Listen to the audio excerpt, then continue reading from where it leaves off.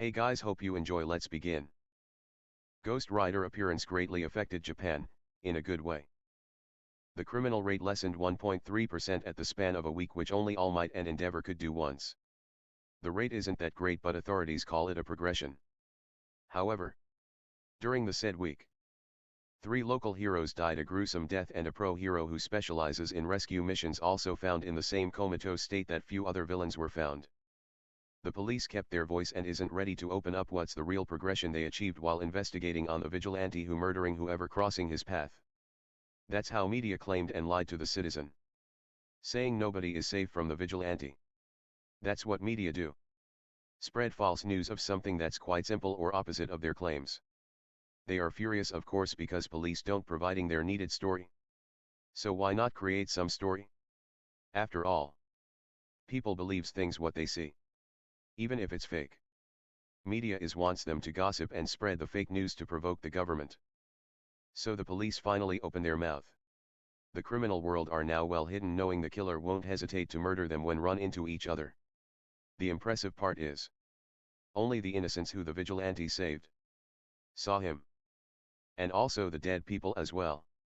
What the point of counting them as the bad guys, considering some careful approach hid themselves until the right moment to roam around freely? Many even started to rely on the higher gangs with some great manpower, and some even got caught due to they were so focused on finding a hiding place that they never keep an eye on their surroundings. Eraserhead, Hawks, Midnight, Death Arms, Endeavor, Mirko. These are the ones who mainly capturing unprepared villains. And they are also assigned to track down the vigilante they believe is in arm's reach. However, they are unsuccessful so far.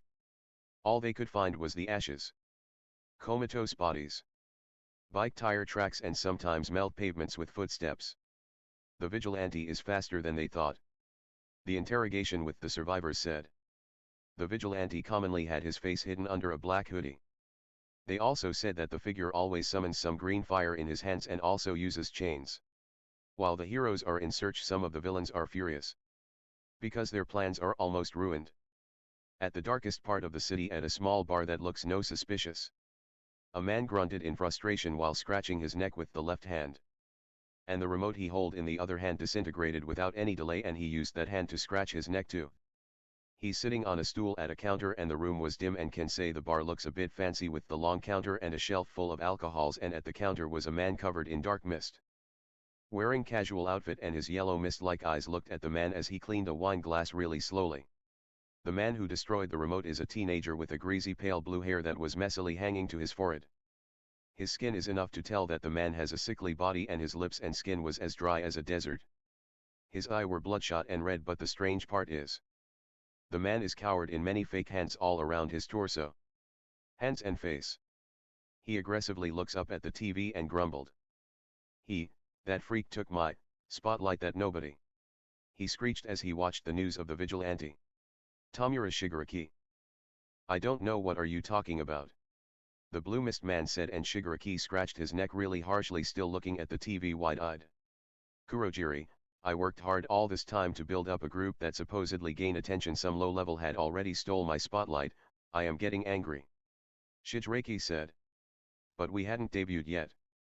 Our plan will bring you the spotlight," Kurojiri comforted. The villains we gathered has a problem with that freak. I don't like losing some henchmen we gathered slowly since a month. If this is as threatening as it sounds, secure a base where they can stay or something," Shigaraki said like he's crazy, but Kurojiri nodded. "Master will provide a hiding spot." "I'll arrange it then," Kurojiri said, and Shigaraki looked at him and said, "We should ask for Master assistance. He told me about a big project with the bodies he said us to collect." Shigaraki said, "We can go to Master if you wish," Kurojiri offered. "Open the portal. I should meet him in person." The class started late that day. Izumi and the girls were silent the whole time. Since last day, the girls decided to give Izumi some time to get adjusted to her awkward mental position. The girls felt bad they kinda pushed Izumi to say yes to take them to Izuku. They felt bad when Izumi looked at them apologetically and guiltily. She might have thought that they'll hate her for not telling the truth. Because they knows that losing the loved ones and then talking about them is so hard for them, and they told her she was right. They heard Izumi mother say she may have a panic attack if she's feeling something so emotionally painful things. Especially when talking about Izuku. The class was chit-chatting and they didn't even realize that a yellow caterpillar slithering into the classroom that only the girls noticed. They sweat dropped seeing the caterpillar. Quiet down already. I'm tired. Mr. Izawa wiggled out the sleeping bag. Silence everyone. Girls are the only one noticed me. If you become a hero, this act will end up horribly. Izawa said and the students nodded.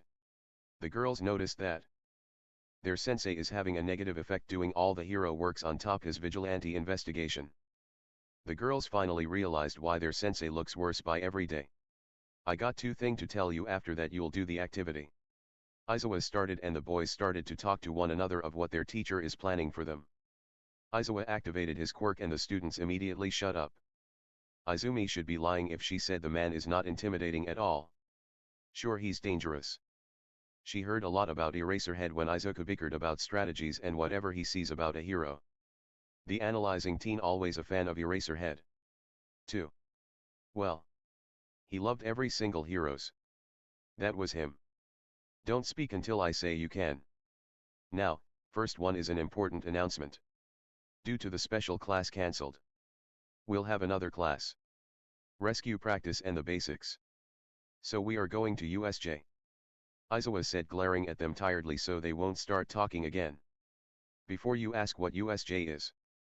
USJ stands for Unforeseen Simulation Joint.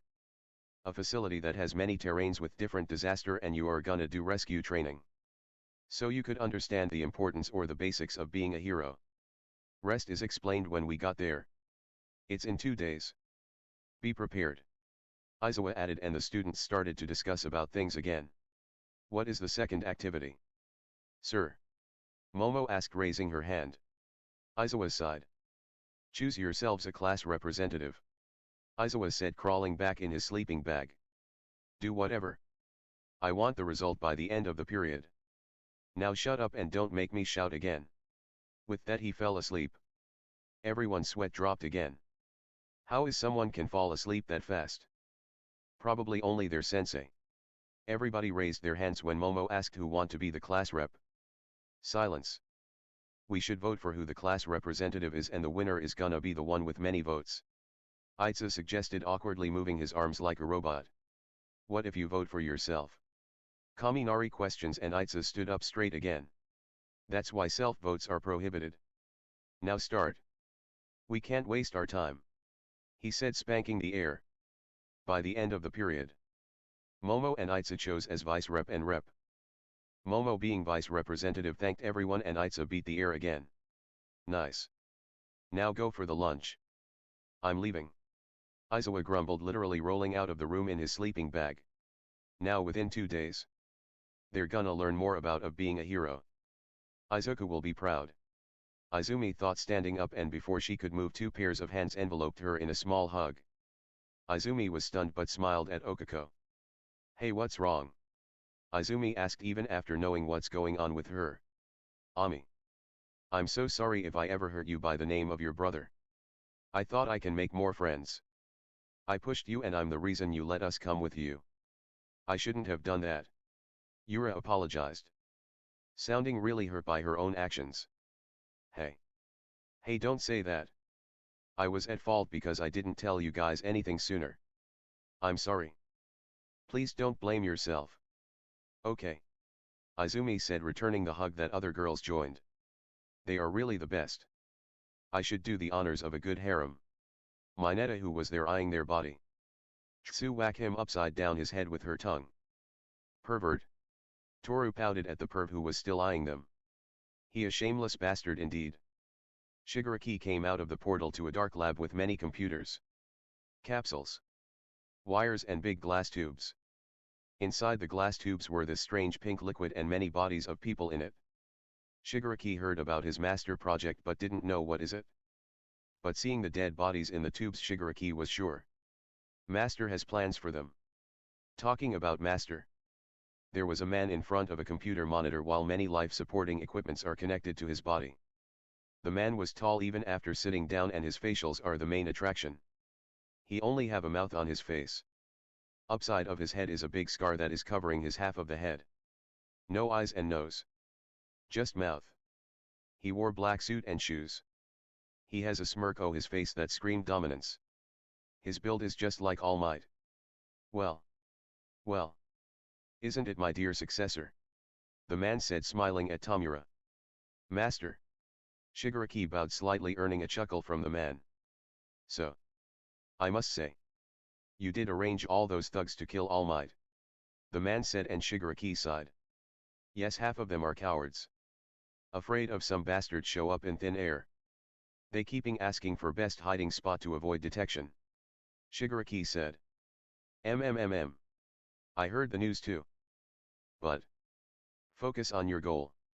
To kill the number one hero. Give more priority to kill him. And I'll give you a present that can help you to infiltrate USJ. USJ? Shigaraki asked. Well. I am sure you don't have a clue what's going on with All Might. One of our men informed us that. He's a teacher now. That information surprised Shigaraki. The number one is a school teacher and also a hero at same time. That's unexpected to say the least. And I heard that All Might will be at USJ. A training center with his bellowed students. Kill whoever that hurts his pride. Live up to your dreams. My successor. The big man said. But I heavily doubt. Some whimpering low levels could beat All Might. I now think those thugs are really just waste of time. Shigaraki said. That's where your present comes in. The man laughed, earning a confused glare from Shigaraki. The man stood up from his seat shakily and slowly walked towards them. The man then pointed at the corpse in the glass tube, and Shigaraki saw their brains are exposed. These are our test subjects. And we have two of the strongest ones here. Abe. A former underground hero. The man pointed at a pale man. And Wildlander. A mercenary who most wanted. What about them? Shigaraki asked, eyeing the two dead bodies. Well. My current project is called Project Nomua. Where I erase all the consciousness from a body and merge them with many quirks and transform them into a mindless asset. I simply call them Nomua. The man explained. During the development of the project, many vessels proven to me unmatched to wield the heavy and powerful quirks. That's the reason they'll take a lot of time to be finished. But there is one I have, fully under control. Is it the gift you talked about? Shigaraki asked, and the man nodded. Yes. The strength I poured into the creation is rivaled All Might's strength. I knew you need a hand. And the Nomu is ready for work under every command you throw at it way. By now the abandoned factory besides your new base is the exact same place the Nomus are created. I warp them in and out of the base when time comes. The man said, and Shigaraki has this wicked smile that returned by the man. Now it's All Might end. But, this freak of vigilante nobody, he just stealing all the spotlights. I will crush whoever he is. Master. Shigaraki said, psychotic venom dripping from each words. Everything for you. Tamura. Even the payback if you want so bad. You'll capture him. But do not waste the perfect opportunity to end the society hope. Let's kill All Might. Hello. Ma'am. As you know. I'm a detective. Naomasa Tsukachi. I'll be the one asking you a few questions. Will you answer them truthfully? Tsukachi asked, sitting next to a hospital bed with a woman laying on it. I will. Sir. The lady said. She was a young woman around 30 and she had both brown hair and eyes. She has a stab wound on her stomach which wasn't fatal luckily. Then Eraserhead and Midnight along with Present Mike entered the room and greeted the woman. Shall we begin? But before we start. Tell a lie. I mean I have a lie detection quirk. He said, and the woman nodded. I don't want to see my daughter soon. The woman said. Okay. That's a lie. Tsukachi said, smiling, which reflects on the woman's face. Okay. Let's begin with your name. Is your name Masako Nakamura? Yes.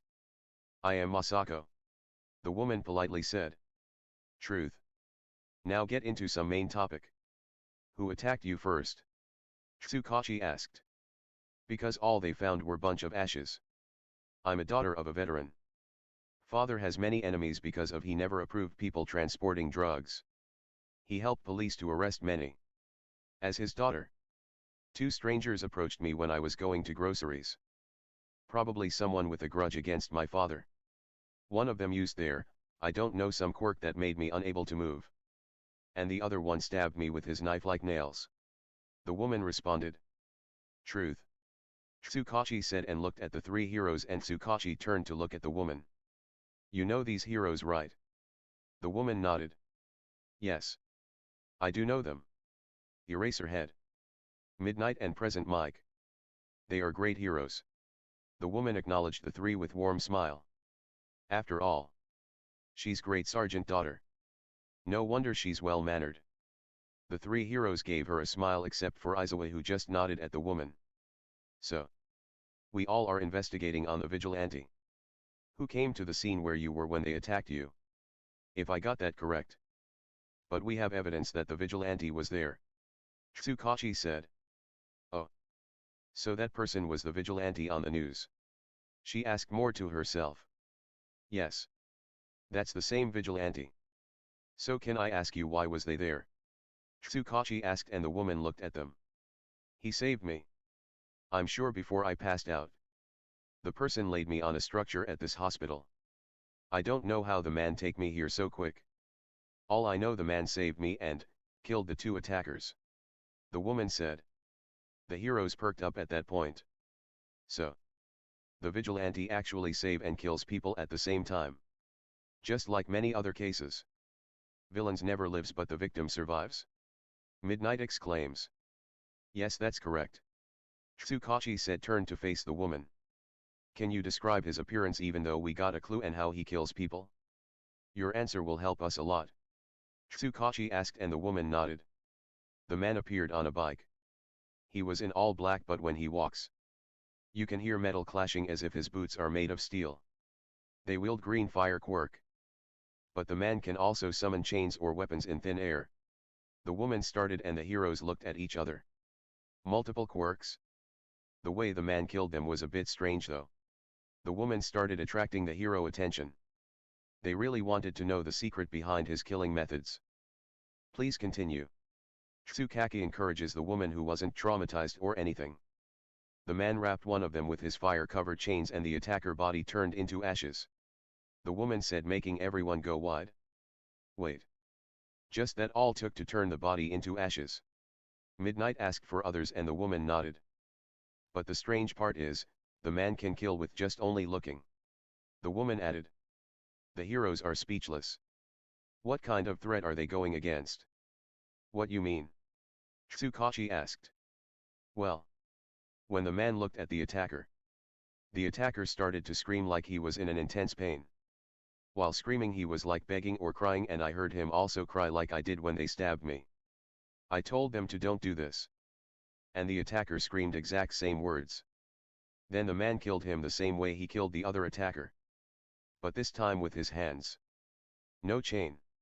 The woman finished, and the heroes cannot believe it. They never heard something like this happening. They're thinking it's all a lie, and looked at Tsukachi to hear him say truth or false. Truth. Now they are up against someone that beyond their level? That's great.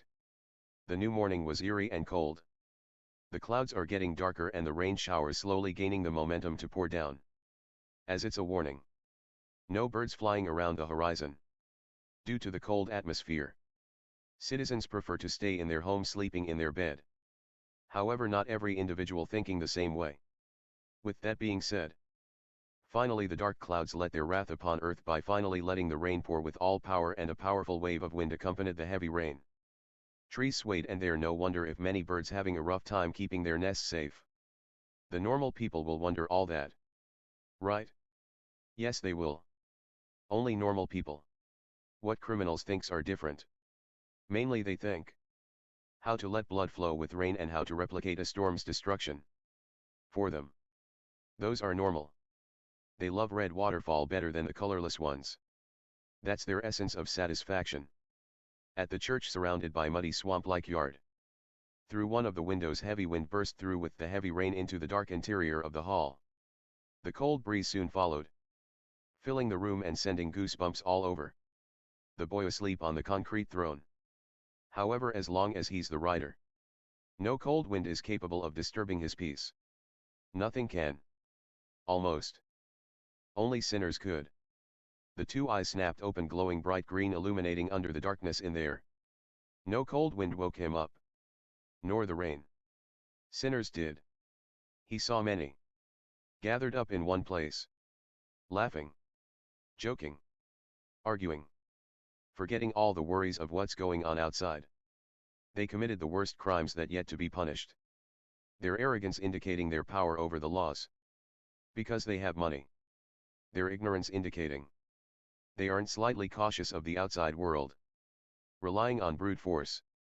Their sins are peaking over the most. As well as the numbers of them. Probably hundreds of them. But they do have one thing in common. They are stained by the blood of the innocents. They are stained with the curses of the poor unfortunate souls that yet to be have justice. If the heroes can't bring the justice, Ghost Rider will. Ghost Rider can hear them cry. Now it's the sinner turn to cry. Not far from the church, Izuku sensed the overwhelming surge of negativity.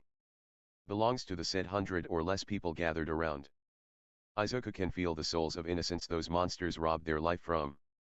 He could see the haunting scenes of the mass murders they committed, and that was why the vengeance is now inevitable. Getting up to his feet, forgetting or simply shaking off the groggy mindset that of a sleepy man, Izuku stomped to the big door and threw it open to expose his leather-covered form to the bone-chilling cold and the rain and the weird smell that's oddly not bad. That's coming from the muddy swamp. Outside. His hell cycle, sensing his master's urgency, already was parked at the very entrance to provide a quick access, and Izuku closed the big wooden door with a bang before straddling his bike, which automatically started its engine. With a fast pace, Izuku rode his bike through the mud with no effort and made it to the road and turned to the way that leads to the sinners. Many of them. But soon, that many of them becomes non-existent. That's a guarantee. The city was quieter than a normal average day. Probably. The Sundays must have affects how much noise can be made in a city. The citizens are sure is curled up in their comfy bed or having a chill day in an already chilling day. That's what Izuku was thinking. The underground hero has this pissed off expression that clearly saying, being stuck here on mission where you end up hiding under a shade to avoid the heavy rain and there's no coffee to rely on. These times are the toughest for the underground hero. Times that he feels so weak and upset because nothing is going how he wants them to go. Coffee. Sleep. Those two thoughts was rolling in his head. Leaving with an annoying headache. What's with that look? Eraser. Midnight, who was calm and collected. Waiting for possible clue of anything. Criminal act. Villain rampage or even the vigilante they are assigned to look for. So far with all what's going on. Midnight. Eraserhead and Present Mike are acting as a team. In order to secure or cover more ground when time comes. If that even comes. Shota can be grumpy if he misses his coffee machine. He loves them more than his dearie. Present Mike said playfully, earning a huff from Eraserhead. Without his coffee, he give away his emotions without thinking. That's how addicted he is to a cup of coffee. Well, he prefer a single cup and many shots. That big ol' Eraser. Huh. Midnight chuckled, seeing both her best friends exchanging some small talks and jokes. They were waiting at a rooftop so they could hear or see what's going on below, and since they are trapped in the rain, it's like with a stone and two birds at one shot. Both things happening smoothly, well if you cut the freezing cold. Midnight. Always blame her cloth of choosing sometimes, but in the end, she's to blame, right? And the three heroes were having a chill time for few more minutes. But then they heard an echoing heavy sound of a bike that seemingly speeding close to the building they were in. The sound was abnormally loud and weird. They never heard that type of a sound of a bike. The three heroes gave each other a questioning look and walked out of the shade and looked over the railings of the building towards the road. The rain started drench their bodies, but they tried to forget it for now. As far as they could see the ground below, they didn't miss an approaching green light and a shadowed figure on top. Due to being many meters away, the heroes didn't quite catch what's going on with the green light. But when it came closer, they get the idea. Is that something? Is the bike sound? They decided to look at. The heroes stared at the speeding bike and soon realization hit them like a train. The green light actually is a scorching emerald fire that enveloped the one's black good tire, and the bike itself seems like it gone through worse than the tires, since it looked all burnt and cannot tell what color it previously flashed when it was fine and well. But what take them by surprise is the figure riding the light two-wheeler. The person doesn't look like panicking or simply say is unaffected by the fire. Well, that didn't quite surprise them like the one good detail about the rider. They saw him had his hood up, probably to not get drenched or something. And instead of a glimpse of a human face, the three heroes only saw the green fire coming out of the figure hoodie. A fire transformation quirk. Midnight wondered out loud. A fire quirk, that's for sure, Mike concluded, even though it was obvious. While the two arguing, the biker rushed past the building they are in and turned a corner a bit far from them. While that all happened, Aizawa, the more reasonable wise one, was contemplating something. Green fire. Bike. A person who seems to emit same quirk on their head. The green fire part lunged in his head the more than the other two. Putting two and two together, Aizawa realized the explosion had the same green fire they saw just now. Tsukachi said, "The possibility is the vigilante who came out of the fire pillar. Judging by that, they just let their assigned vigilante slip away before even know it." "Chase him!" Aizawa shouted, jumping off the roof using his capture weapon. The other two was stunned and confused. "Wait, Eraser!" "Hey, Dot!" Midnight called out and followed Eraserhead using her whips, and present Mike relied on his voice quirk by facing down and yell at the building, and the base was powerful enough to let him move across each buildings and little bit losing both his fellow hero and husband. They already was a bit ahead of Mike by few meters gap. However, he maintained his balance and concentration steady. Eraserhead was on lead, knowing exactly where to go next. Because the burning bike let a black few centimeter deep tire line on the road that basically leading them to the biker. Eraserhead already wore his goggles. If the figure is planning a sneak attack or lure them into a trap, he'll be ready. Prepare or be sorry. That's what his whole career experience taught him. He carefully inspected the correct coordination, as well as his surroundings, and also keeping his eye on his teammates. Both of them are few feet away from their cat-like friend, who was moving flawlessly without much effort. "Eraser! Wait. Tell us what happened, or where are we going?" Midnight shouted from behind, trying her best to keep her breath calm so her lung won't burn. "Yeah, what?" Mike screamed, accidentally activating his quirk for no other reason. "That green fire. Think about it, who that belongs to?" Eraserhead shouted back. Midnight was the first to realize that, and followed by Mike, and both had their eye wide. They didn't even realize it, which was shameful, due to how easily one can pinpoint the two similarities of both the vigilante and green fire. They even witnessed the green fire pillar. "Oh!" Midnight could only mumble. As their path progressing, Aizawa was the first to realize that the vigilante was headed to the abandoned area of the city, and in a hurry that he started to wonder why. Probably for the killings. Eventually they reached the ghost city, and finally they saw, at the far distance, a green light outside an abandoned big storage unit. And looking closely at the light, Eraserhead saw only the burning bike. Soon Midnight and Mike was by his side, looking at the same spot where Eraserhead was looking at. Finally, Midnight breathed a sigh of relief.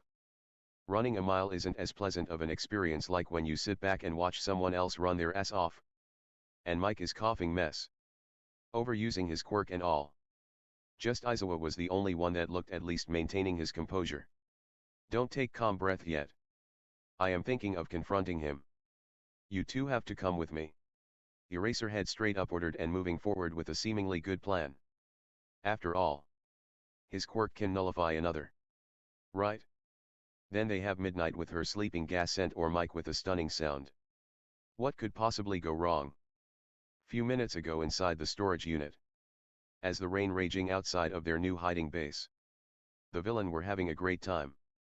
Few of them are snoring peacefully while the rest doing whatever they do on free time. They are all having their good time, and many of them formed alliance that may useful in future, and little did they know, there's no future if they see another morning. Thank the miracle that helped them. Since they cut between a hiding place and outside world, they didn't know of the possibility of heroes or some random locals finding them. They was promised to be safe here.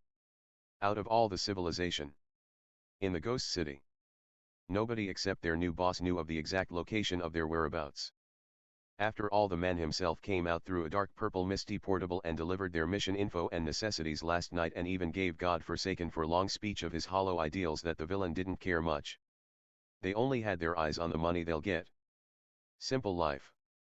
Follow the man and get their paycheck only to scoot before they even know it. Every single one present here had those traitorous aura that can come as a real threat if no one beforehand sense it.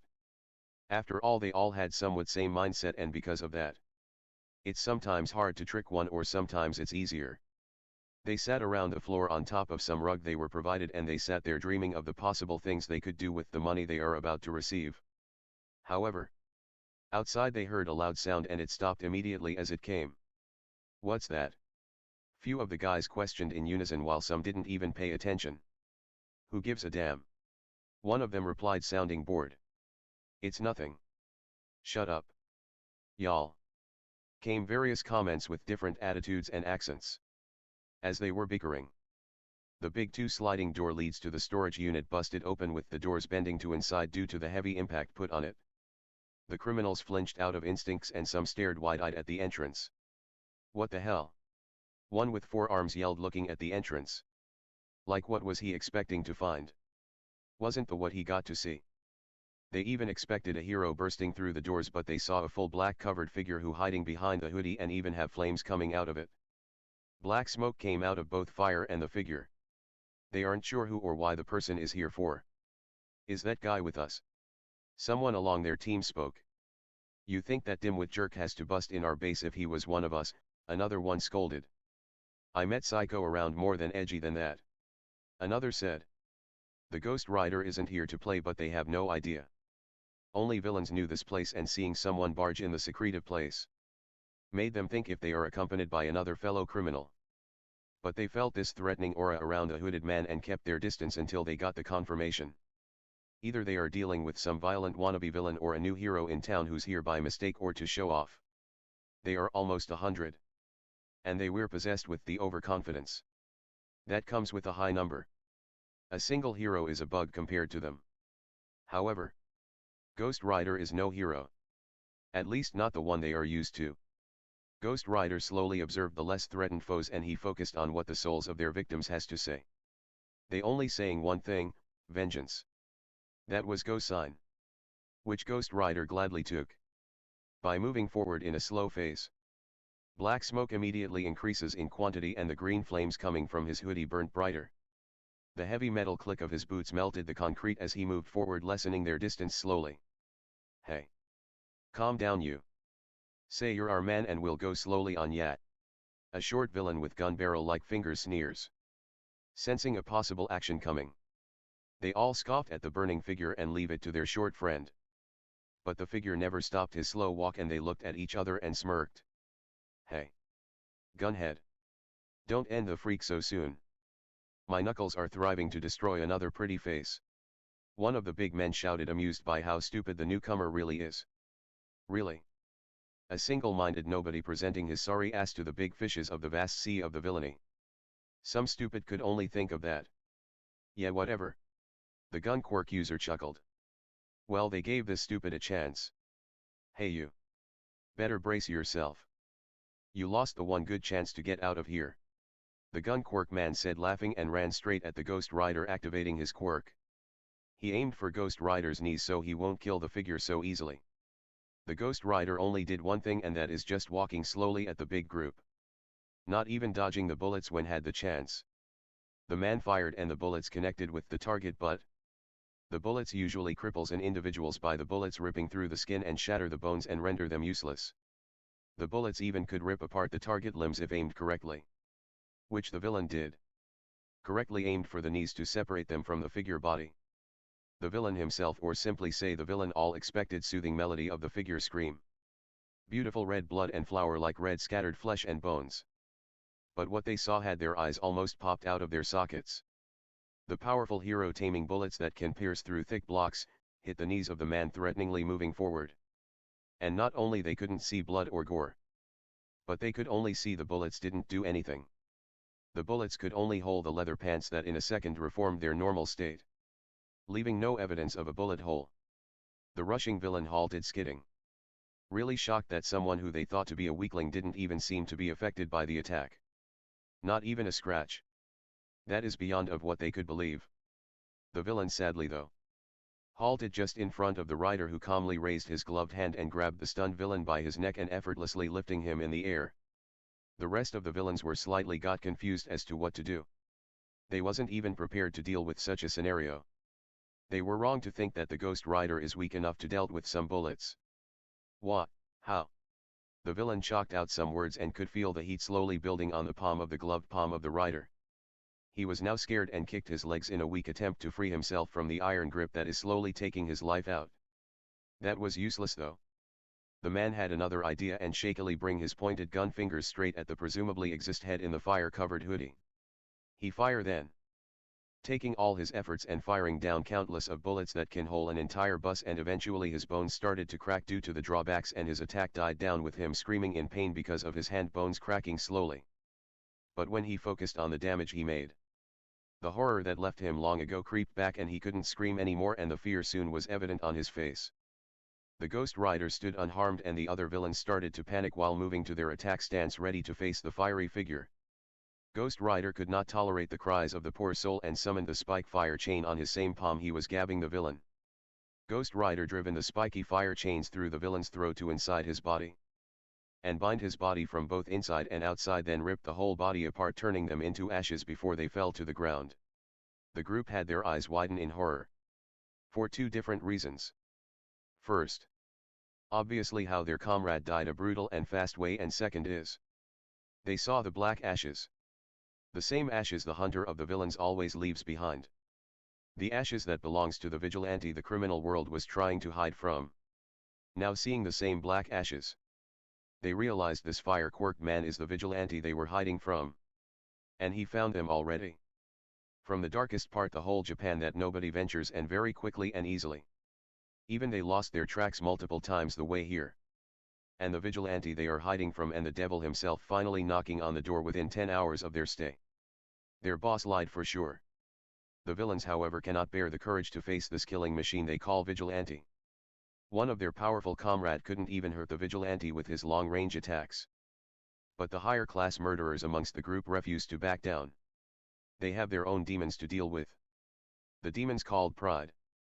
They did too much to gain the title they are feared for by the thousands of citizens, and they could not back away like cowards, even their guts told them to.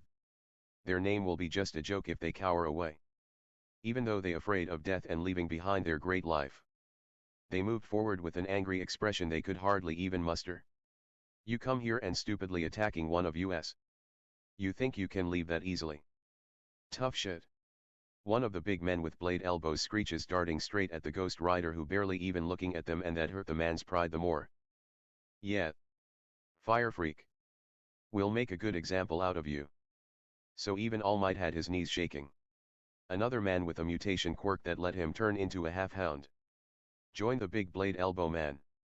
And that act alone encouraged couple more villains who has some good flashy quirks, and one of them looked like a crab attached to his head and has pincers for arms.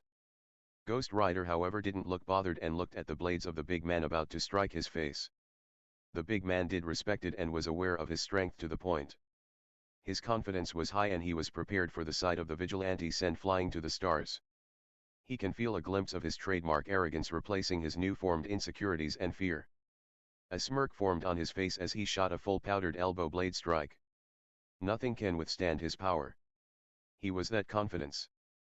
But when that confidence fails, he is in the unknown territory. He never felt that. And never will. He thought that way, to say the least.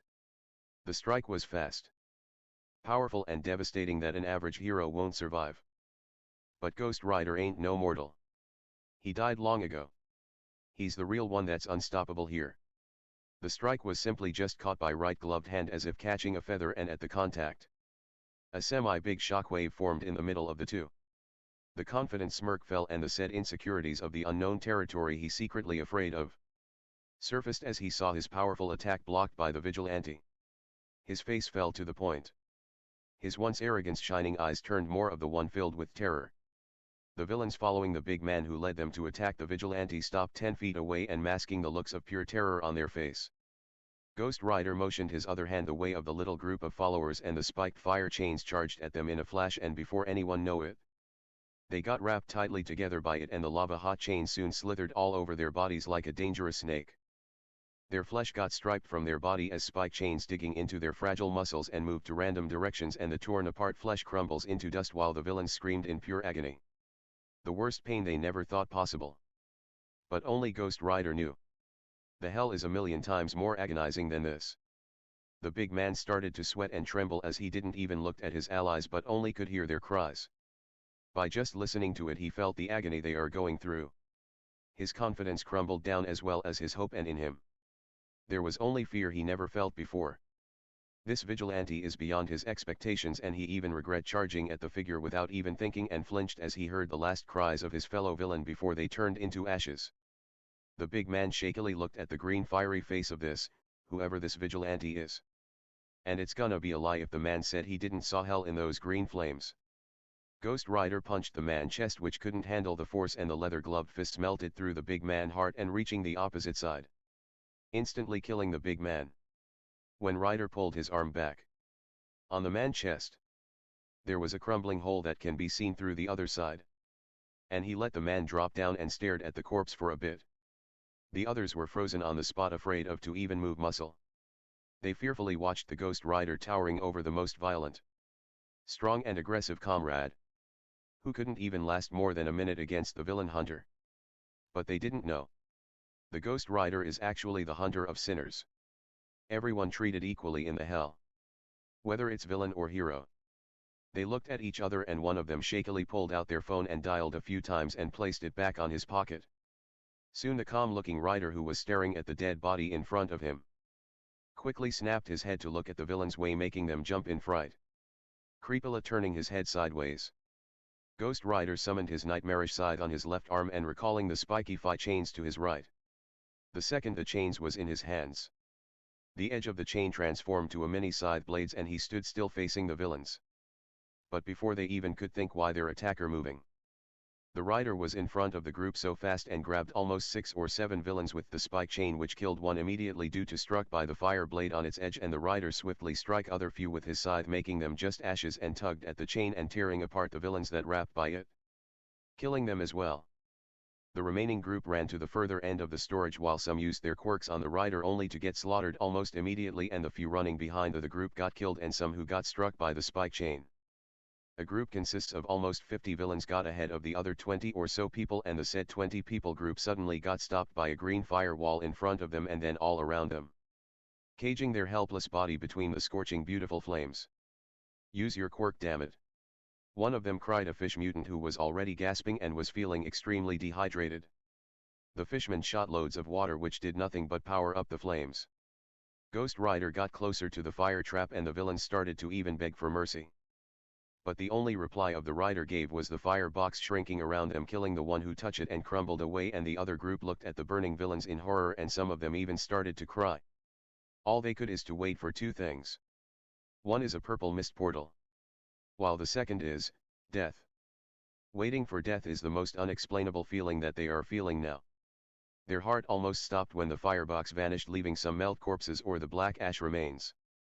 Ghost Rider was now face to face villains, and that's when the portal they were waiting for, like what felt like eons, and their leader Shigaraki, who was unknown to what's happening, stepped out of the portal, and soon the villains rushed towards the portal to immediately get away from the Rider. Shigaraki almost got through sideways. "Oi oi! What the hell?" he shouted, but neither of the villains said anything other than to curse and fall in an attempt to go first. Shigaraki was confused, but then he saw something coming and grabbing few of the villains and incinerating them in the process. Shigaraki eye widened and looked at the hooded Rider, who continuously killed of the people he collected during few months in order to do the Kill All Might project. But then he saw the black ashes on the floor, which he recognized as the vigilante leaves behind every crime scenes, the man who stole his spotlight. But then he saw how easily and fast the vigilante killing off his men.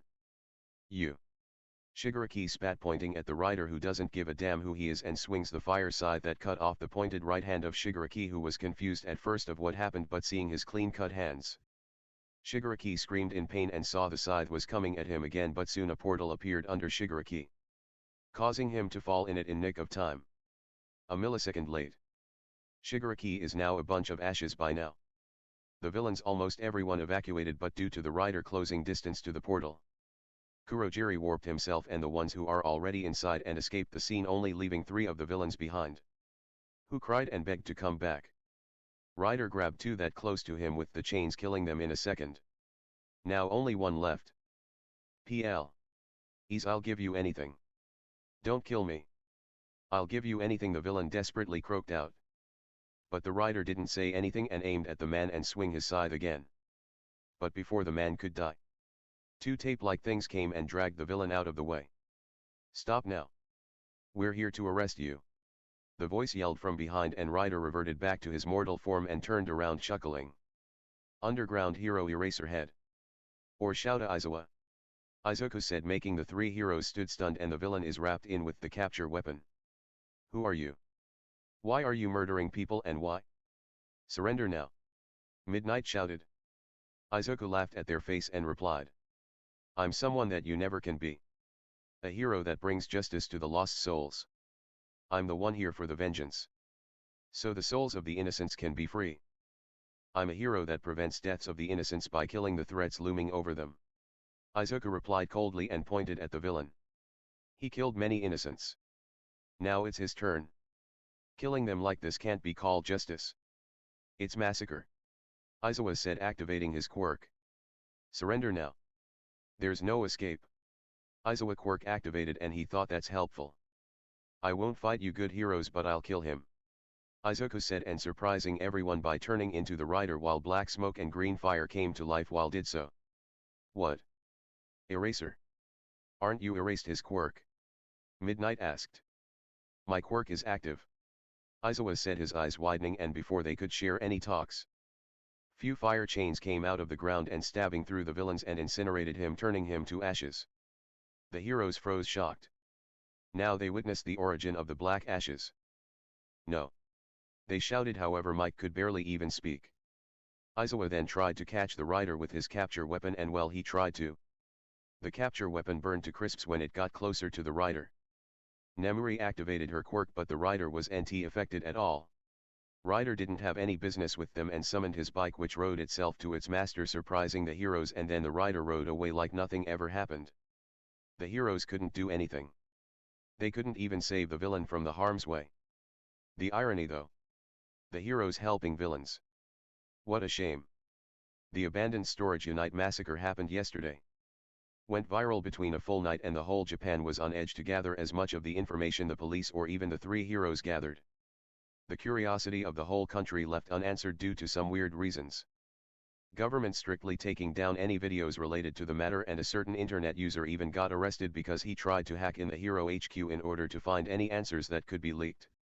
Turns out the hacker is under the charm of money some local reporters provided, and they got their whole studio shut close. Not like government has much answers to begin with. The society is fierce. And they can be dangerous if needed. The authorities just wanted to people stop worrying. That's the main reason behind there is no answers people wish to know. 57 confirmed death alone in the storage unit. That's the only thing people end up knowing. People started to compare this vigilante with the number 2 hero Endeavor at one point. Figuring out the vigilante possess a fire-related quirk. They knows that because of how the crime scenes are burnt, melt, and even corpses that turned ashes are one example.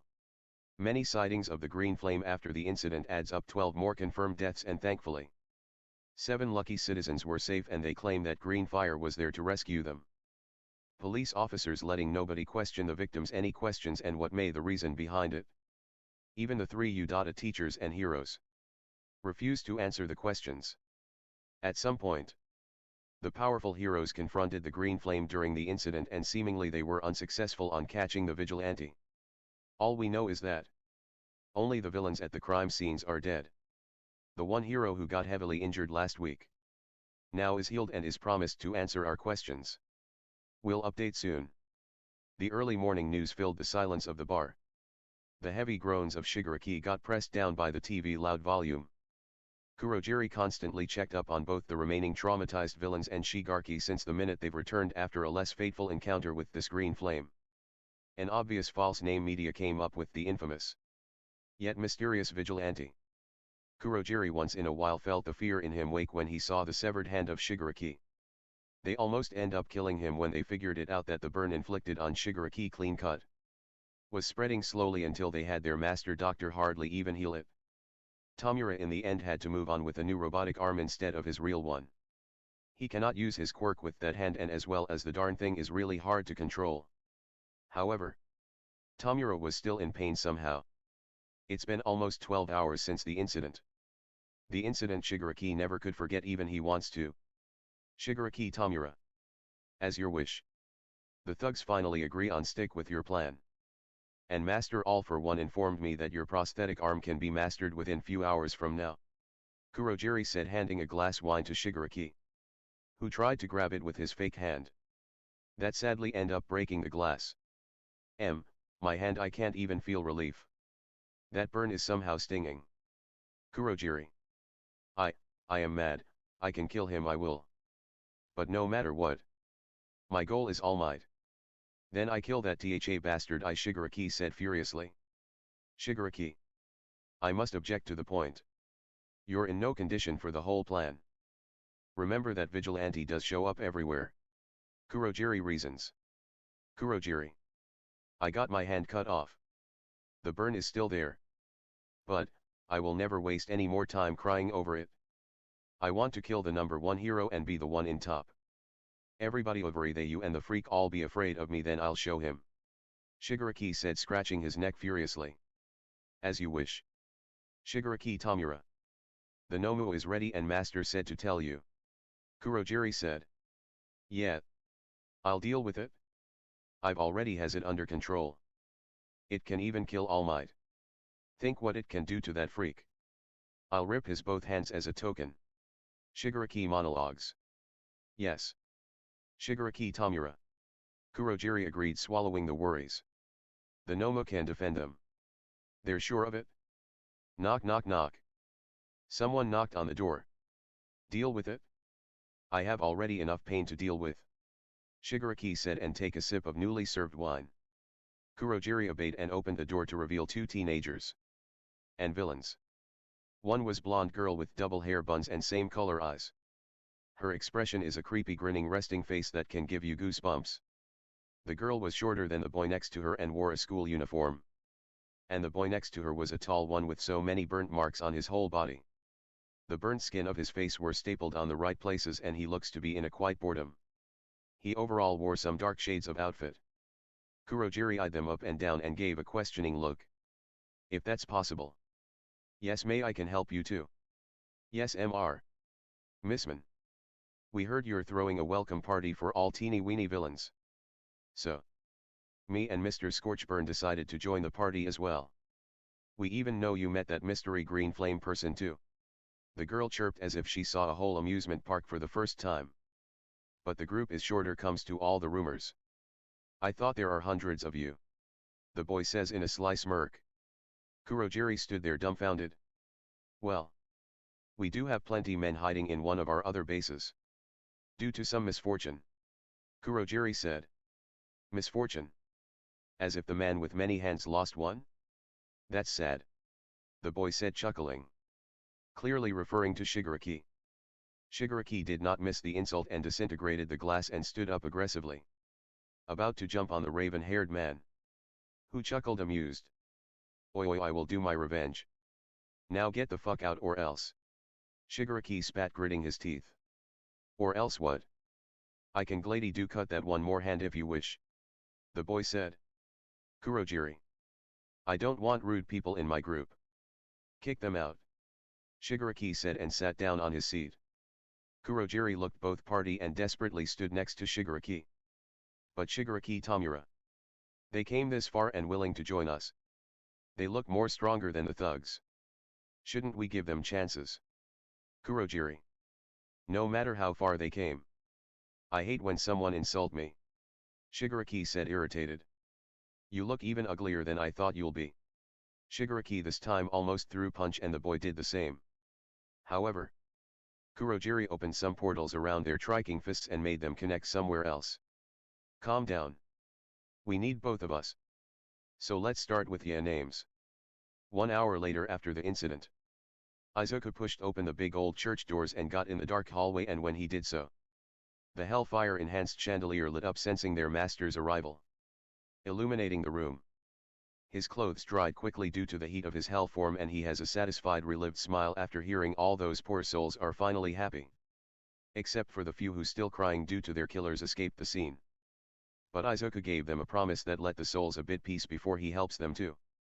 He did plan to go after TH group, but they were kept changing locations. But sensing the fear in their hearts, Izuku doubted if they do any crimes ever again. If they do commit crime, then it's their own fault for the pain he'll inflict on them. Izuku wanted to sleep even though he doesn't have to. But he wants to sleep still. He could be able to know if someone else needs his help. So a little bit rest was his plan. But Izuku felt a weak heat signature aside from him. In the hall. It was so small and weak. As if the owner of it is dying slowly. Izuku looks to his right. At the same window the wind burst through before he left. And still is open wide because of the non-stop rain and with enough light. Izuku saw the owner of the heat signature. On the floor next to the window sat a black bird. And its head was drooping and it was laying on its stomach. Then he saw the blood around the poor thing, and upon looking closer, its body were badly hurt due to the small pieces of the broken window, impaled on its neck and side, as well as its right wing were broken. Izuku felt bad for it. Even if it's just a bird. In hell, every lives matters. That's why there's plenty of animal abusers are suffering in pit of hell. Seeing the bird, which was a raven, it clearly must have caught up in the small storm and got hurt when sent through the window. Izuku crouched next to it and winced seeing its condition. It took weak and small breaths, and seeing the blood, its internal organs may have heavily damaged. Izuku stood up and walked to his throne and then came back with a yellow mug he found at a small destroyed tea shop. It was useless to anyone.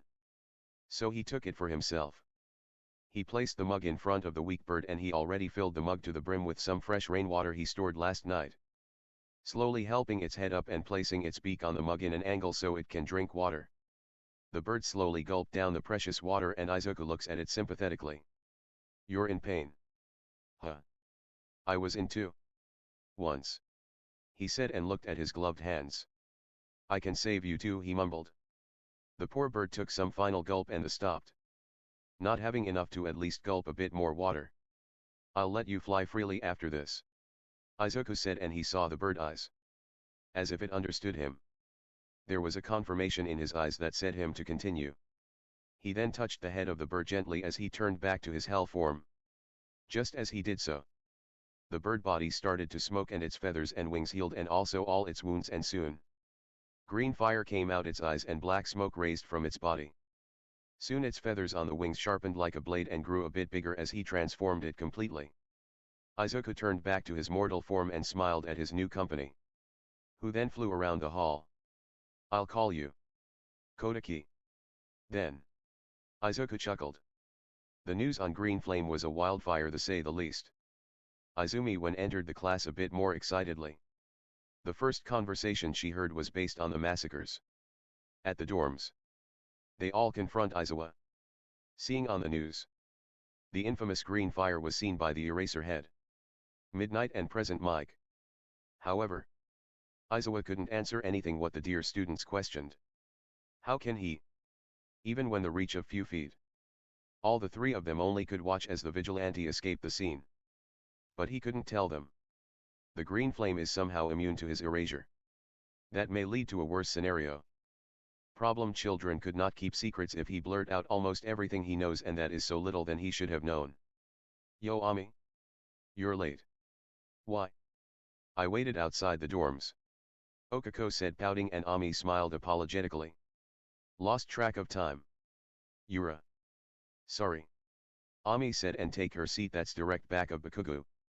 They somehow was on good terms since their small talk. But Ami ignored or made fun of the blonde. Katsuki still could not look at her in the eye. Though. No problem.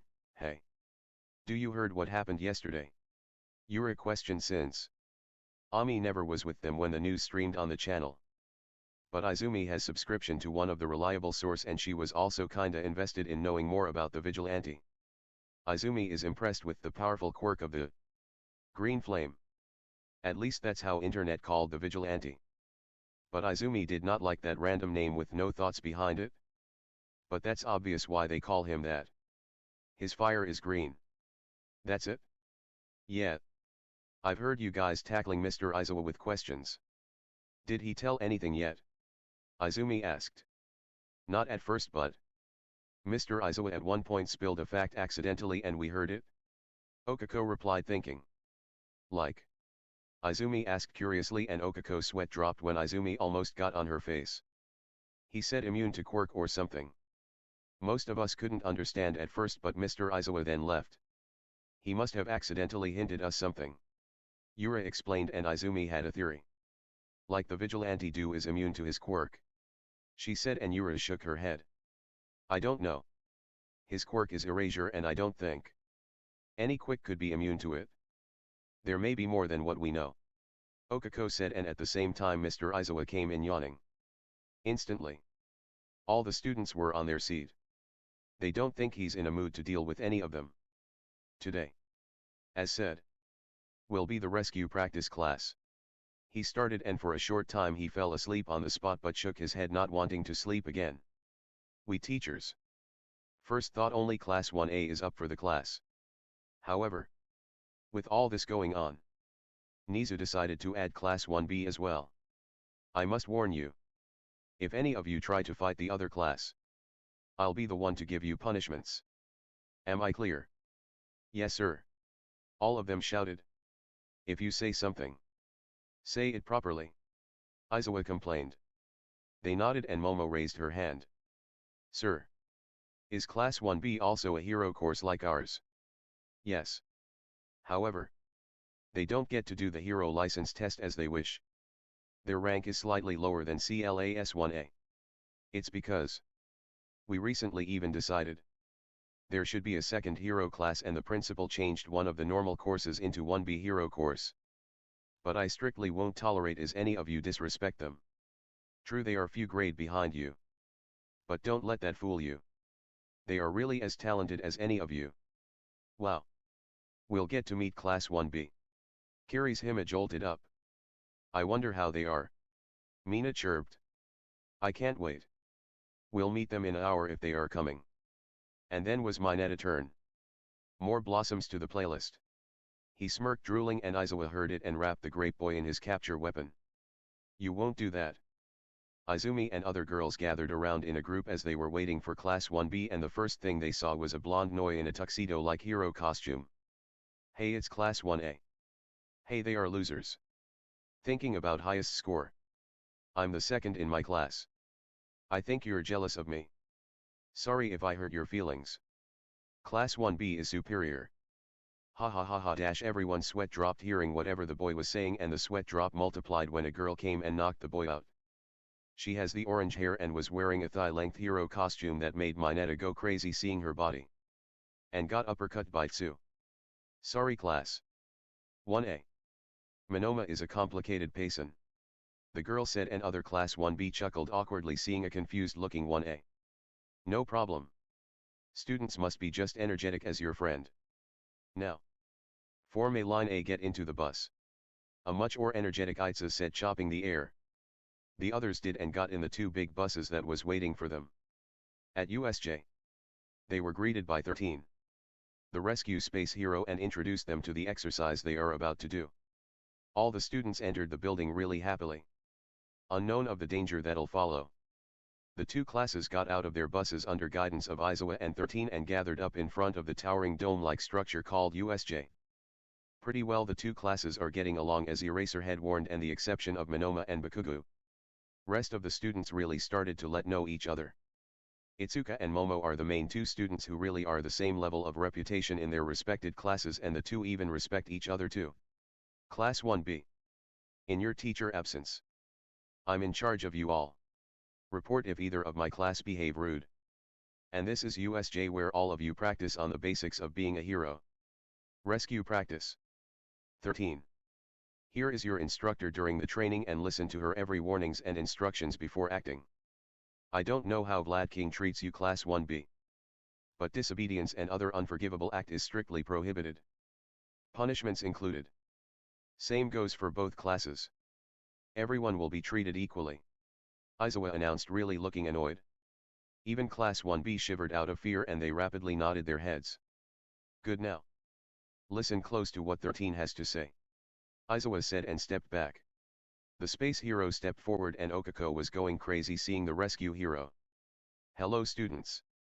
Even though you all know me, it's my turn to introduce myself. I am 13. I am a lead rescue operation hero. Specializes in different types of rescue missions based on wherever my service needed. I'm the second instructor to take on USJ and my duty is to provide you future heroes lessons on the basis of being a hero. The main basic, that is rescue. After all, the main duty of being a hero, that is the number one priority. Self-defense. Combat skills. Pain tolerances are important too. But my duty is to lead all of you through many natural disasters and man-made disasters. And show you all the proper way to rescue civilians in need. Any questions? 13 asked. Ma'am.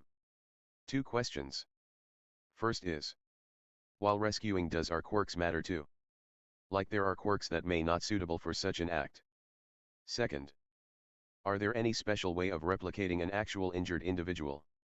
Or, I've heard of agencies that mainly focuses on ranking rescue heroes as well, the actors that play roles of the injured ones. Momo asked out. Both questions came out as a curious one instead of a professional one. 13 nodded, quite happy to hear someone ask such questions. She heard many students brag nonsense in the previous batches. Comparing to that, Momo questions are reasonable. To your first question, sometimes there is a situation that could need more than many plans as well as the actions you are familiar with. I've seen many destructive quirk that can be fatal. Such as my own quirk, Black Hole. Quirks are trademarks of being a hero and has to use it wisely unless you want to make situations even worse. To a simple answer. Sometimes you need the help of your quirks and sometimes not. Here we'll show you the hidden potential of every quirks. And for the second question, we simply use robots that can be programmed to identically copy the movements and mindset of the her people. 13 instructed and the others were impressed with what they heard. The students talked about it while Mina and Izumi were wondering something else. But ma'am, shouldn't All Might be here as well? Mr. Aizawa said he will. Mina blurted out and Aizawa sighed. You shouldn't be concerned. Ashido. All Might probably running late. I'm sure at one point he'll catch up. Aizawa said and the pink-skinned girl nodded. If the doubts are clear, we should get it through. Follow me. 13 instructed and led them to the entrance. Class 1A is excited while Class 1B have mixed feeling. Out of blue, Vlad King ordered them to get their sorry asses in their new hero outfits and join Class 1A with their rescue exercises. The vigilante left an impact and Nizu wanted them prepared. Really thoughtful of the Chimera. Wow. Our first exercise to become a hero. Izuku would be really happy. Izumi said to herself, but heard by some of the students around her. Including Class 1B. Is he your friend? Itsuka asked and the Class 1A girls froze, confusing Kendo. My brother. Actually. Izumi politely replied and Kendo smiled, nodding at her new friends. I'm sure he will be happy to hear that. Yura said, placing a hand on Ami's shoulder. Aizawa looks at Izumi and remembered what happened to her brother. He's really proud of his student to work really hard to become a hero. For her diseased brother. He was lucky to have her. But he never knew. Actually, Izumi is the lucky one to have a great brother. Bakugo heard it all and he looked away from Izumi. Can't face her. Okako saw his reactions and decided to talk about that with Izumi later. Why and how is Bakugo connected with this all? When they reached the open entrance, their mouth fell agape seeing the interior of the USJ. Just like they were told. The interior consists of various terrains of each disasters. Flood to landslide. Even there could be seen the big stormy area a bit far to the opposite side of the building. And they look just as real as they should be. By looking at them from the entrance could make them feel what each and every one of the land should be feel like. Now, it's all up to 13 to give you all a great lessons and do as she says. Aizawa reminded calmly this time, and the students nodded and they all heard some weird noises and saw light blinking. But nobody paid much attention to it. The students are all discussing their possible roles on the practice as a purple mist-like portal appeared near a fountain. Kirishima is the only one saw it, and Aizawa noticed his sudden beaming smile as Kirishima nudges Bakugo and Kaminari. Wow! Man! They even has fake villains for us! He shouted, attracting everyone else's attention. Aizawa's eyes widened when he heard that. And the atmosphere began to seem freeze as Aizawa slowly turned to look as many local villains jumped out of the portal, and they were still somewhat scared to be there. They heard green flame can be anywhere before anyone knows it. Soon almost 50 villains stood scattered all over the ground, and then out of the portal came out man with many hands all over his body. And his right prosthetic arm twitches uncontrollably. Then came out boy with many burn marks and a smiling girl on his side. Then the main attraction came out of the portal. Or better say, an abomination came out of the portal. It was huge and had bird face and exposed brain. It was very bulky and as well as emotionless. Aizawa took a defensive stance. Those are real villains. 13. Get them out of here. I'll hold them back. Aizawa said, putting on his goggles. When the students heard that, they started to panic. They weren't prepared for this. But sir. Mina got interrupted as Aizawa pointed at entrance and 13 ushered them to the exit. Please. Follow me, kids. We should use the time. Eraserhead, give us. No running off into action. 13 ordered, and Aizawa jumped off the stairs to the middle of the chaos of the villains. Dodging many projectiles and landing fierce strikes on the opponents. Using his capture weapon, Aizawa maneuvers around and grab villains and do a combo strikes, and with that time, Class 1A and 1B followed 13 to the exit. Can't we help Mr. Aizawa? 13. Is he gonna be alright? Mina shouted. He's an experienced pro hero. I won't be surprised when he finish them off all at once. 13 yelled back. They were about to reach the exit, but the luck wasn't in their favors today. The mist-like portal surround them all and block their way. Rescue Hero 13. We're League of Villains. Humbly welcomed ourselves to your paradise called USJ. We were expecting many less of you, but was dearly expecting what we're here for. We were told that All Might is one the instructors training your students. However, may I wonder why he's not here yet? Kurojiri asked. Like I share our matters with you. 13 snapped and looked at the both classes and looked at two students. Kurohiro. Aitsa. I want you two out of here as fast as you can and get us back up. 13 said, earning a chuckle from the villain. How foolish enough you plan something foolishly when opposing your enemy. That called lack of knowledge on the more hero stuff. Kurojiri comments. The two students looked at each other and nodded. You go, class rep. We're counting on you too. Kirishima said, and others encouraged the two more. That's only if I let you past me. You see. My objective is to have all of you lost way out. The rest is up to Shigaraki Tamura. Kurojiri said. Izumi and Okako looked at Bakugo and Kirishima, as well as a beast man and a lizard boy from class 1B charged up at the mist man. Let's see who wins. Bakugo screamed, creating tiny explosions on his palm. When the four students did attacked, 13 yelled at them to come back. However, Kurojiri created a big dome of dark mist around the students and teleported most of the around the USJ. Luckily, 13. Kendo, Yurika, Sato, Shoji, Aitsa, Kurohiro Siro were left behind with Kurojiri. Shoji tackled them out of the way before Kurojiri attacked. What? Where's everyone? All students shouted. Izumi could remember running with others. But in a second she's flying on top the flood zone with a ship on the side.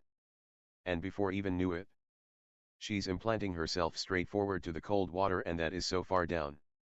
Even if it's water, this high fall is the most fatal. And times like these, Izumi wished that there was no gravity. Then she was screaming top of her lungs as she descends so fast and couldn't think anything other than gravity. What else she could think? That she'll die in a second? That's totally the least favorite option so far. And that's when it clicked her brain. Gravity. Of course. She scolded herself 100 times and reminded herself that she has the psychic quirk. Activating her quirk only to glide towards the deck of the ship. If she overused her psychic, it's not a good place to deal with drawbacks.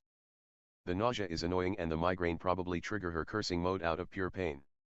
Just supporting her weight with psychic should do. Being a bloody poodle on the boat if her quirk wasn't hers really is an unpleasant sight to say the least. Izumi was thankful. Spiraling down at a less fast pace. Izumi prepared to roll to a stop the second she lands.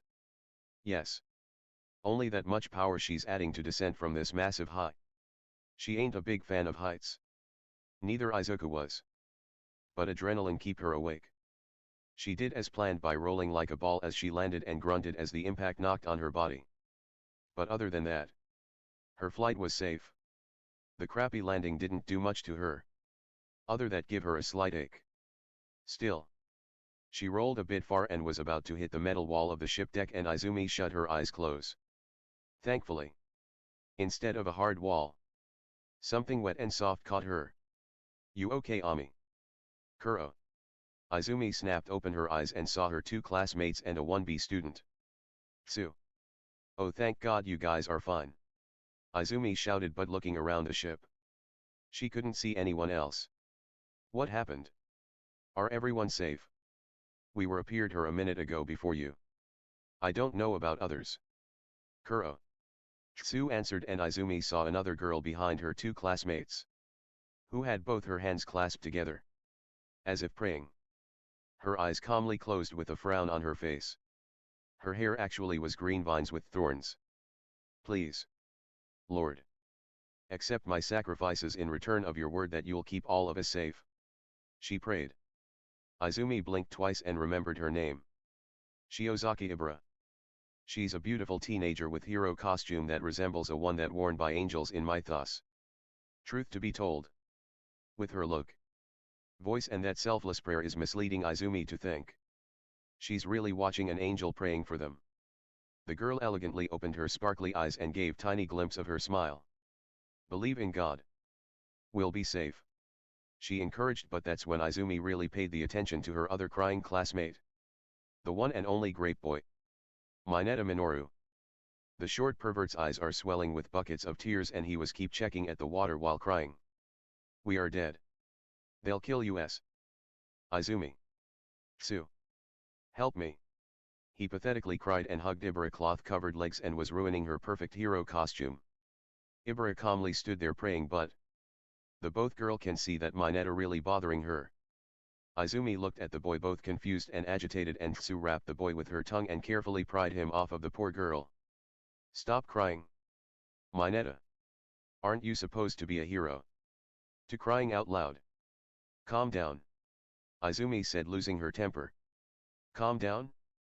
How can I calm down knowing we're dead so soon in our young life? They'll kill us. Mineta shouted and sobbed pointing down at the blue water. Izumi leaned on the railings and took a peek at the water-powered villains. They are almost 5 to 6 there. 2 of them was mutated into an appearance of a shark and piranha. The rest wore masks or didn't care to hide their faces. But Izumi is the only one caught 2 deep details of the villains. One is. They sometimes looks around, scared. The villains are scared? Of who? Of what? The second was the most evident. They aren't attacking. Anybody has a clue? Why they aren't attacking us? Izumi asked. Do you want them to? Stupid. Mineta sobbed. The god might have heard my wish. Ibara calmly said. Tsu took a look at them and thought about a second. They are hesitant. Like. They're expecting our first move. Kuro. Then it clicked Izumi. You are right, Tsu.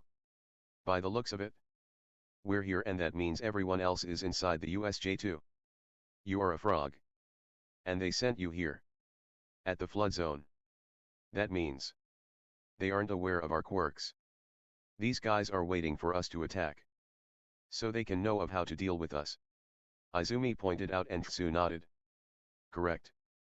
If they were to know us and our quirks, they should have teleported me over there. Tsu pointed at a burning building in a distance. So, at least we can plan an escape out of this mess. We have time. Izumi said, and the other two girls agreed except for a pervy grape boy. You lost your mind? We can't run. Just wait till the teachers comes and rescue us. Mineta cried. Shut up. We can't wait and hope for the help. Who knows if they even knows where we are? It'll take so long. Who knows if we wait? We lose our chances. Just get a hold of yourself. You're a boy. You should be encouraging us. Izumi shouted back, making the boy flinch. She can be really scary when she gets mad. Ami has a point. If we wait, it might be too late for us. Tsu agreed. I am afraid. But I believe in God. I'll accompany you. Ibra said, and the three looked at their crying friend. I am saying. You. Why don't you understand? He mumbled but knew. They won't take a. No. Okay. Start with our quirks. So we can plan an escape. Mine is. Burn and psychic. Burn. Lets me generate fire out of pores of my body and can be go up to over many degrees in temperature. My psychic lets me control or move anything as long as I don't have pushed too much my power. The other three explained. Izumi thought hard for a minute. What would Izuku do during the times like these? She then came up with one and told the other three to what to do. They nodded, and first comes Tsu part. The frog girl wrapped herself and other two girls together while holding Mineta out with the tip of her tongue. Izumi looks at everyone for the confirmation and then nodded at Ibra. Ready? Ibra. The angel girl nodded and closed her eyes. I'll do anything for us, she said, nodding. Okay. Go. Izumi shouted, and Ibra activated her quirk and her vine hair pressed down at the deck, lifting them up, while Ibra lifting them across the water towards the shore.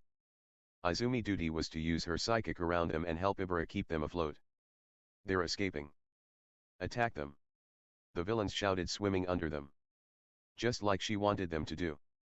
This should be enough to keep them away from them. Now Mineta. Izumi shouted, feeling her energy fading slowly and the migraines of her worries started to disturb her brain. She coughed but held on and used quirk at a controlled phase. Mineta shrieked and ripped his ball-like hair and threw them all over the villains and on water, sticking them up together. Izumi used a bit of her power to also push some of the villains to the sticky balls.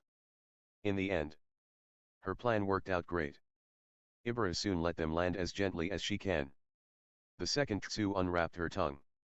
Izumi fell to her knees coughing really bad and tears fell down her eyes to her cheeks.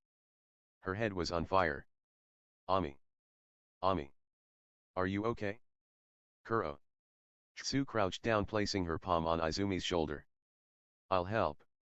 Ibra said, showing worries, and helped Izumi to stand up with her vines. That surprisingly didn't hurt even after having thorns all over it. Izumi smiled up at them thankfully and appreciated Ibra and Tsu's help. Mineta, on the other hand, still in the shallow water, scared out of his mind. He stared at Izumi and other girls. Mainly Izumi. Even though they were scared just like him, they never give up. Didn't even cry. So manly. Kirishima would have said. Then they looked up, hearing a small blast, and saw dust clouds rising. They were wide-eyed and remembered what's happening there. Eraserhead was fighting there. Mr. Izawa. Izumi gasped and stumbled towards the spot. Ibra caught Izumi, seeing her almost fell down. Ami. What are you doing? Tsu asked as she stood beside Izumi, who was on her feet, and Ibra vines keeping her balanced. Come on.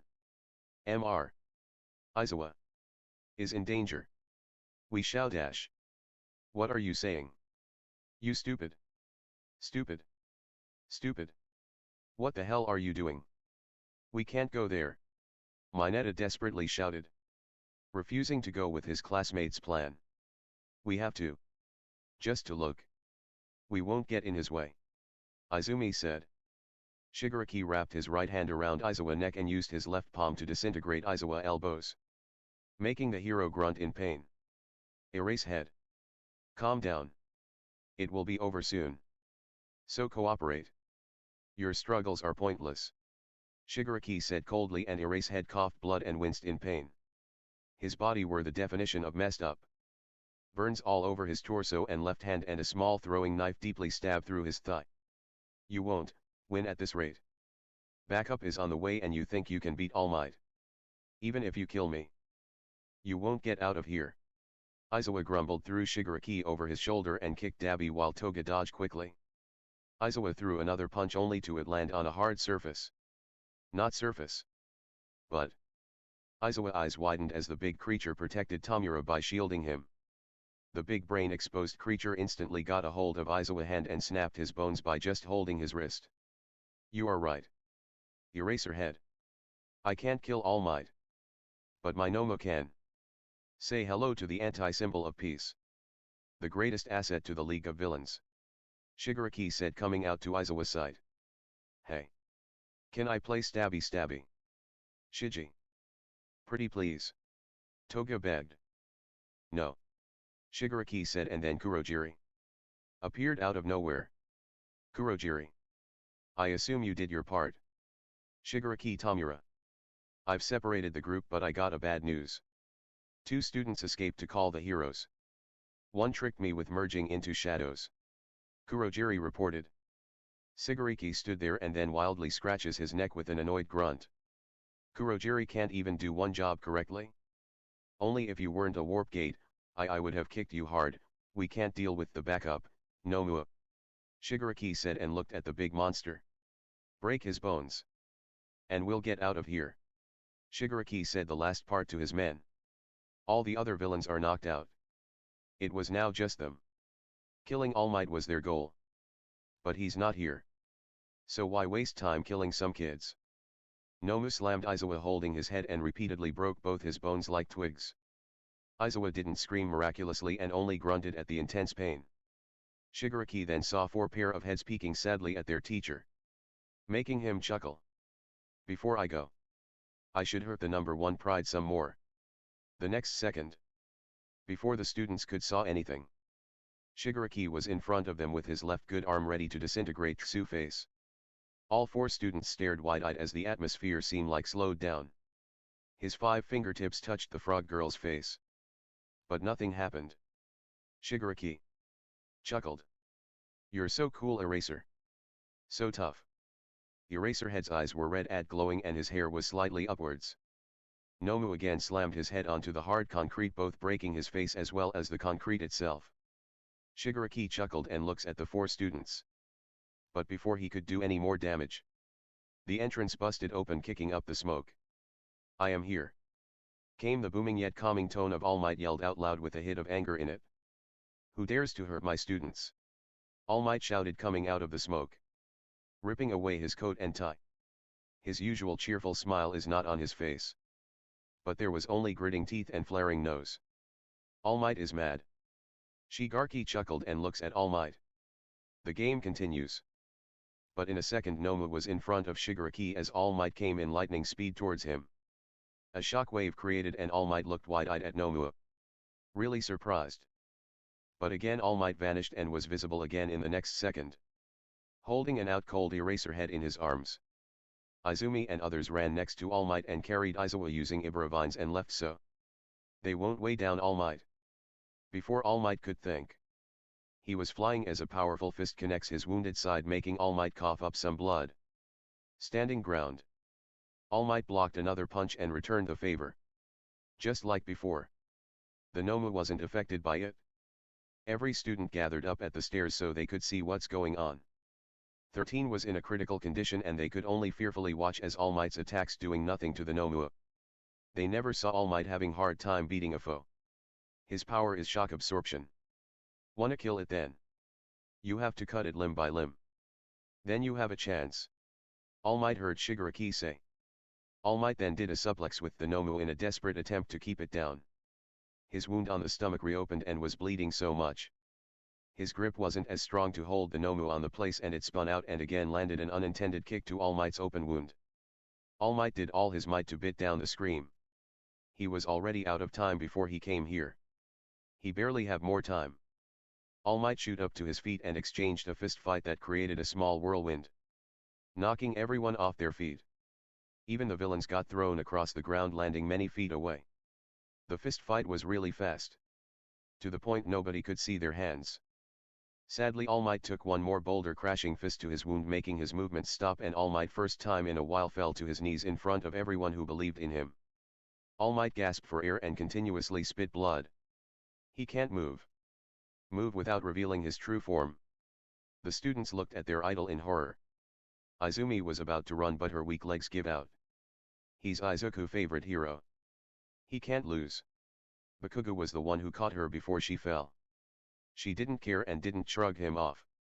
She's fully concentrated on doing something that could help All Might, but they were too shocked to do anything. The kids almost looked away when the Nomu aimed for a punch. Shigaraki laughed and the other villain smirked at the number one hero. The Nomu then bought his fist straight at All Might's head and the students almost cried. Keyword, almost. The punch was devastating, but before the Nomu could punch again, something more devastating came. Something black and was shining with green.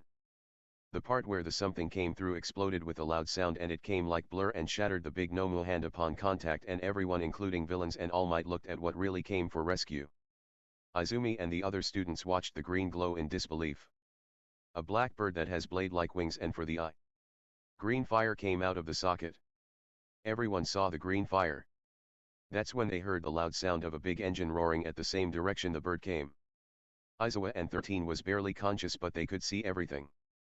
All Might's beating the bird, everything. Shigaraki and some barely conscious villains panicked. How did that freak found us? Shigaraki yelled and everybody looked at him and some small villains who were crawling away from the sound. What's going on? Who's coming? Kirishima asked for everyone else. To no one particular. Nobody except Shigaraki. Kurogiri and Eraserhead knew who or what was coming. The students panicked when they saw some of now conscious villains crawling away crying. That only gave them the idea of what's coming. It's something to be afraid of. The bird descends down and sat in front of the students on the railing of the stairs. They saw how terrifying the creature is. Toga and Dabi figured out who's coming by the look of their fellow villain faces. The sound got loud with ground shaking slightly, and with even mighty explosion something big came through the dome walls. Covered in the same green fire. The big ride was fast and screeched to a halt with a skid, making everyone's eyes go even more wide. It was an old-looking truck. But the ride was on fire. Its entire metal body was burnt and emerald green flames alight its tires, headlight and engine. How it's still working? They questioned that again and again. NOMU. Kill that fire freak. I want him dead. Shigaraki shouted desperately and shut up when he saw his Nomu lost arm not growing back. The green hellfire ashes were quick to let its regenerative help it. Why can't you heal fast, damn it? Shigaraki was panicking a bit and groaned in annoyance. Kurogiri Shigaraki cut off as two fire chains came out of the group and wrapped around Kurogiri, restraining him from opening a portal. Now they are stuck here with the killing machine. Soon they heard the door of the truck opening and they all had their heart pounding faster. Students were afraid of because this maniac villains are afraid of this whoever that came here. Izumi eyes widened in realization seeing the green fire. The green flame. The Vigilant. Izumi said watching the scene, and her classmates heard this. Then we're safe, right? Mineta asked in a low voice, afraid of catching the vigilante attention. Nobody have the answer for that. Soon the figure stepped out of the truck wearing all black and was wearing hoodie, and instead of seeing a face, they saw only fire and black smoke coming out of the hood. His shoulders letting out black smoke, as well as the bird has that quality too. The bird flew up and everyone watches it flying and landing on the figure's shoulder. Then the rider walked towards the villains as his boots made metal clashing sounds, and then they saw it happening. Live. A lower class villain was trying to crawl away, but the rider picked him up with ease and in a second turned him into nothing but black ashes. They saw on the news. So this is the mysterious vigilante. No wonder criminal activity lessened so fast. Not even All Might could do that. The villain goons who mostly are up tried to run away. But then the fire raven on the rider's shoulder took off of so fast that they could only see the green bright line. The bird stabbed through each and every thug villains, creating a football-size hole in middle of their chest, killing all the villains less than a minute. Izumi was eyeing the figure and the bird and then the corpses. Everyone was doing the same and they are now clearly afraid now. That man or whatever he is can make them go extinct in less than a minute. What is his quirk? Is that bird his quirk too? There are hundreds and thousands of questions but none could be answered. Nomu. Kill it, kill him, go, Shigaraki yelled, which the Nomu obeyed and jumped into action with only one hand. The Nomu swing a punch that followed with a shockwave and Shigaraki laughed, thinking it's game over. But that never happened. The big left fist of the Nomu was simply caught by a gloved palm and the shockwave almost lowered the hood of the rider, but gladly that didn't happen. That was the moment everyone including All Might heart skipped a beat out of shock and fear. Shigaraki's laugh was now non-existent and Dabi, who was a bit calm, started to show concern. Toga's smile wasn't on her face anymore, and with the students, even Todoroki and Bakugo including Shishiya face, could not hide their fear anymore. That man just caught the devastating punch that almost killed All Might. With no effort. As if it's all a joke. Ryder tilted his hooded head to side like he always does and stretched his other hand back and punches the big bulky Nomua. The shock absorption ability thrown out of the window when the Rider fist connects the black monster's chest, managing to create a few inches deep wound before sending it halfway across the big white ground. The shock absorption eat out half the impact of the strike but still send the heavy powerful bioengineered human that All Might couldn't inflict a scratch. But impossible, even All Might couldn't do anything to that thing. Mina whined and others gulped when she reminded them about it again. Are we gonna die? Too? Mineta cried out. What? Ho, kill that freak. Kill it, Shigaraki shouted, encouraging the Nomu, who stood up and ran at the rider and punches the fiery vigilante head, making the rider skid almost 5 feet away, and the rider only just stood head sideways, and then was a silence. Rider's palm slowly glowed green. He summoned a weapon similar to a scythe. It was big and heavy when it materializes in his hand. A big sledgehammer with black charred handle and green fiery head that were decorated with hundreds of small black spikes. The weapon itself is the definition of terror, and the definition of hell is Ghost Rider. In a speed of light, the rider swings the new built weapon across the monster's legs, causing them splatter around in millions of tiny bloody pieces, making the monster fall down and with hellfire on its wound. Regeneration didn't work at all. Ghost Rider brought down the weapon, destroyed its one good hand as well. That's not all. Ghost Rider the repeatedly brought down the sledgehammer, crushing the monster slowly, and when the sledgehammer hit its head, the whole fleshy pile turned into ashes. No. You fire freak. Shigaraki got cut off as he, Toga and Dabi surrounded by black slime, and they teleported away, leaving behind Kurogiri. The hellfire was too hot for the slime. However, the chains didn't cause Kurogiri any damage. Izuku reverted back to his mortal form, and everyone saw the fire and smoke on his body is gone now. Not including the bird and the ride. Izumi's eyes widened, as well as Bakugo and other Wana girls. They looked at each other and figured out the figure as the same person who they saw at the cemetery. Izuku stalked towards Kurogiri slowly as his weapon vanished and stared at the mist man wrapped up with the fire chain, and everyone eyed the figure as well as Izuwa and 13. They both can't speak, but they're barely conscious. Izuku reached and touched Kurogiri's head. I can see the trapped soul in you. Never couldn't get free and was trapped in this form. They gave you the false name. Kurogiri, or I better call your actual name. Aburo Shirakumo. Izuku said. Izuwa barely heard it and was more conscious now. Aburo Shirakumo. The loud cloud. Aburo Shirakumo. Izuwa, dear friend. The friend that he couldn't save. Izuwa want to believe it's all a lie, but the vigilante voice somehow made him believe that it's all true. Because it's really true. They never seen Aburo body after the incident. Did they bury someone else? Kurogiri was silent, and Izuku can see a dead face of Aburo with scars all over his face. Izuku them turned to look at a bleeding All Might who was struggling to keep up his buff form. Izuku can see the honest truth in All Might's eyes and walked towards and leaned to whisper in his ear. You are a great and true hero, All Might. But I'll call you Toshinori Yagi. The greatest hero that ever lived until this point. But you forgot your ways that you came through. Everyone loves you, but you forgot one good importance about you. You were quirkless too. And you proved quirkless can be a hero. But you forgot that fact. You lied to someone else saying quirkless can't be a hero like you. The truth is they can. Izuku said, leaning back and looked at the students and saw the fear in their eyes, and finally he held direct eye contact with Izumi, who shivered under his gaze. Even though she can't see his face but only two familiar green glowing eyes. You shouldn't be afraid of situations like this. Be the heroes the society wants. Fake heroes have no mercy from me. So that fear is your own burden. Hide that burden with a smile when you save people. Izuku told them, and Izumi's eyes widened and she looks at Bakugo, who was surprised as well. He got the reference too. That's what Izuku told them a while back.